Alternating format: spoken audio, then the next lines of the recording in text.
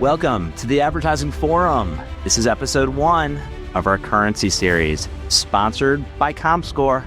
Today we have Karen Babcock, the Vice President of Advertising Strategy and Partnerships at Comcast Advertising, and Drew Kane, the Chief Transformation Officer of MediaOcean.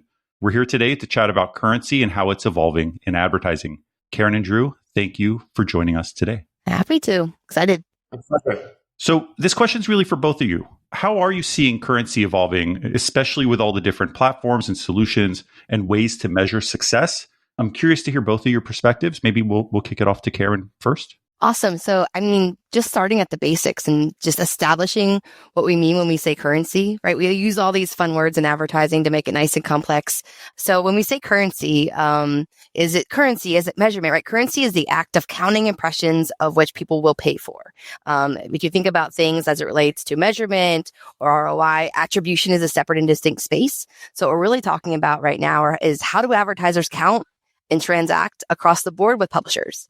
Spirit of simplicity. And I think right now in the space of multi-currency, one thing that's been really exciting is before, the idea of multi-currency was a nice to have. But now, even more so than it's ever been, it's a must have, especially whether it relates to the publishers themselves or the technology that's enabling it. Our buyers have to figure out how to, buy their hat in pesos, their shirt in euros, and their pants in dollars, and then figure out at the end of it, how does that make sense? Did the campaign work and how much did it cost? So allowing them the ability to plan against one currency across all media that they're buying feels like some of the most important work that we can do to evolve and continue to make sure that video and TV gets the share that it needs in the media mix. So that's why I'm excited to talk about it, because it's we have to do it. And if we don't, then that's a problem. Absolutely, Drew. I'd love to hear your perspective on it as well. I could not, I'm going to be here and echoing Karen. Karen, I've been saying that what you started with for so long, what I typically say is all currency is measurement, but not all measurement is currency. And that's, for me, such an ultimate truth of we need to support both. So what we're seeing is grow, more key performance indicators or KPIs. We are seeing more currency providers, meaning that, again, currency is there's a form of measurement I'm willing to transact on as a buyer and seller to agree on how someone is going to get paid and reconcile the transaction. At the same time, what gets us really excited about it is so much of what's being developed in measurement and currency is supporting the way that our space is changing, the way that media is being transacted, invested in. So when we say converged or video, it's no longer saying I have a national buy and I need to get my Nielsen numbers and that's it. It's really saying, whether I'm looking at a traditional demographic or an advanced audience or, these high value audiences that we have today. And how can I transact that? How can I reconcile it all? And I just look at two things, huge excitement about it. And then it also gives people a lot of agita and anxiety as well, because they're saying, how are we going to make all of this work? And that's where I think both of our teams jump in. So you mentioned juggling different currencies. I love the example you gave, Karen, about buying in different currencies and figuring it out. But what are the operational challenges? And I guess this would be more towards you, Drew, from a platform perspective. What are some of the operational challenges you try to address? And then also from a media buying perspective, what are some of the challenges that you have? So maybe we'll start with Drew on this one. Sure. Number one thing, think about the industry that we're in. We are not talking about, I'm going to the store and I want to buy a candy bar for whatever they cost today. We're talking about billions of dollars being transacted. So first and foremost, operationally, anything that we're doing needs to be able to scale. We need to be able to operate at scale, not with one-offs. And the second part of it is, this is not just simply, I have a new currency or measurement, get me the data and I'm done. This is really a table of data, people, process, and technology, not living in a vacuum. So as soon as I have this data source, that's not enough. What I need to be mindful of is, who are the players and how are they looking to use this data? How do I support a transaction? And that's, process, but also technology. Karen's at Comcast Advertising. And then you've got others that have their own technologies. We're trying to solve this so that everyone can operate in the space. So the challenge becomes providing solutions that everyone can take advantage of and that we can scale up, because at the end of the day, we want scale, efficiency, and frictionless ability to do these things. Karen, we see you nodding. I'm nodding. I am a. We're going to do everything, Karen. Yes, which is okay. it is. But It feels good, Drew. It feels good. I'm a recovering yield and pricing individual. So within Comcast advertising, so obviously we have our technology side, but we also are a publisher where we monetize local avails across the US footprint where Comcast is distributed.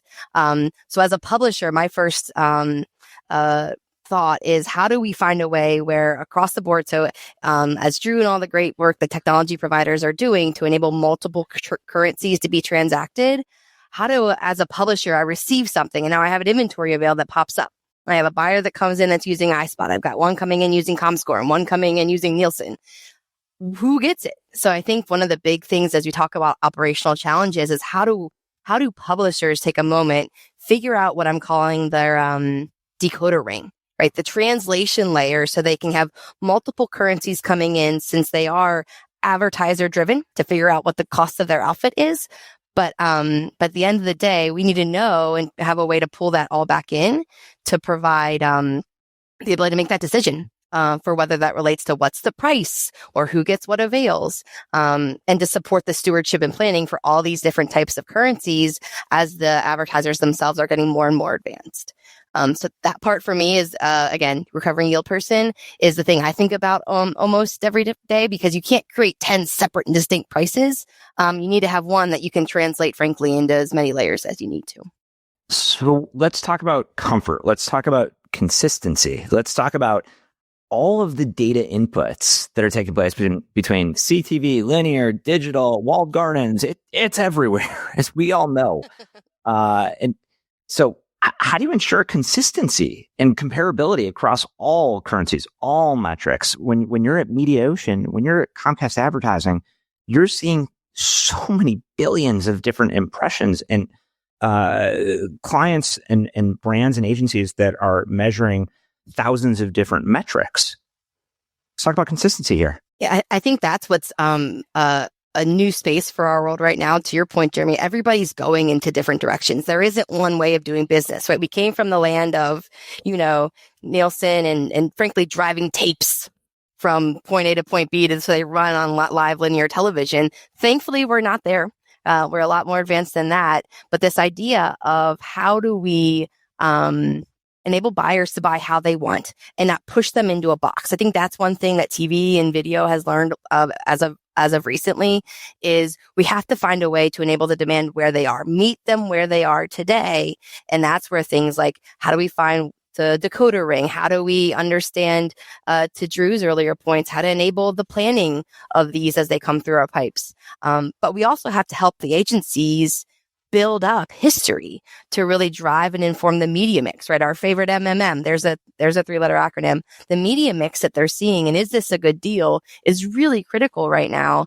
And if the agencies themselves don't have access to that information, how will they buy differently? They won't know if the deal you're selling them in a new currency is any different than it was in the old. So I think that from an overarching consistency and comparability perspective becomes mission critical if we're going to continue to advance currency and measurement for video. Great response. Drew. For sure. Similarly, you're working with a couple of things here. On the one hand, there's some areas where consistency becomes hugely important. And let's stay with, we'll be a little old school and talk about, linear national TV. There you have to ensure consistency. So, we worked with and are supporting Nielsen, VideoAmp, Comscore, and iSpot. And in those conversations, when someone says, I've been guaranteed on, an average commercial minute viewed with 3-day offset, that has to be the same for everyone. There is no arguing what that is, right? ACM or C3, because I'm throwing in 3-letter acronyms and 2, you need to be able to do that. And I don't think there's room to not, though they each have their own methodology and you have to honor that you will honor that methodology and support it. When you look at data, we've been calling it our four V's of data. There's volume of data, just the amount that we're supporting now, the variety, all these different sorts of data, the velocity. It's no longer I'm waiting till 2 weeks after everything's run to have it. I have it with immediacy, and that's where we've been focusing a lot of our energies. Now, the veracity of the data, the truth of the data, If we're supplying that data set, that's us. But that's really very often the provider that you're looking at, or an MRC or a JIC or someone that's, certifying it because that helps other people. We're not making this blanket statement that without certification, you can't transact. But what we are, now I'm going to get in trouble, but what we are saying is that creates some consistency, and we also honor inconsistency. Not everyone treats an impression the same. So if I have a video impression and a linear impression, we don't just smush that together and say 800 people saw it, because guess what? At the end of the day, if you don't value those the same way, we need to make them visible to you.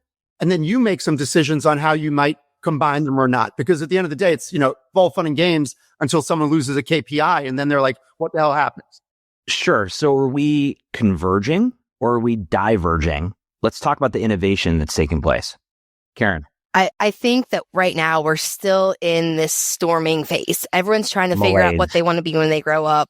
Everyone's trying to figure out, to your point, the fragmentation. Sophomore year. Yes, exactly. It's those awkward. They were in our awkward teen years at this moment in time, and we're trying to figure out who we could talk to figure out who we want to be. And in my mind, there's going to be more and more fragmentation. So beyond, viewership fragmenting all over the place.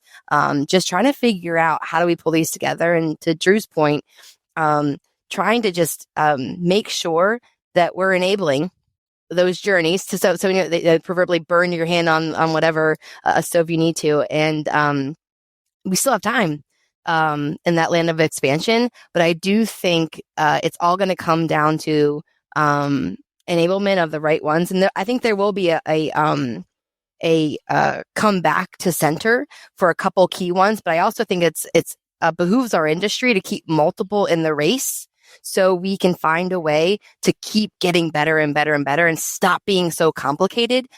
Because again, what the things we've learned from digital that we can now pull into the greater video ecosystem is that all of Drew's V's, like that nailed it. And how do we just make sure that we are never not approaching that situation with this idea that tomorrow it may all fade away. We need to get better every single day. So in the spirit of innovation, I think we are still in those awkward teen years. And at this point in time, we still have some schooling left to go before we figure out what we want to be.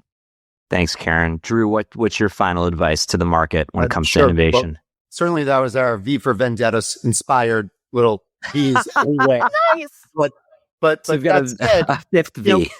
Whether you want to say we're in our awkward teen phase, or it really is very much around a now, next, and future. And I would certainly say that we are doing a lot to take the steps now that we can. And when we say, are we converging more or not?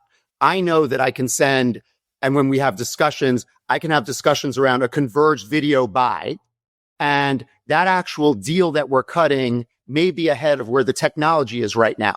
Meaning that, can I transact that the way that I need to transact that through every step of the process? Karen was talking about it before. The order, getting the performance back, how we reconcile it all. Things that I get really excited about, which is sad, but that's important stuff.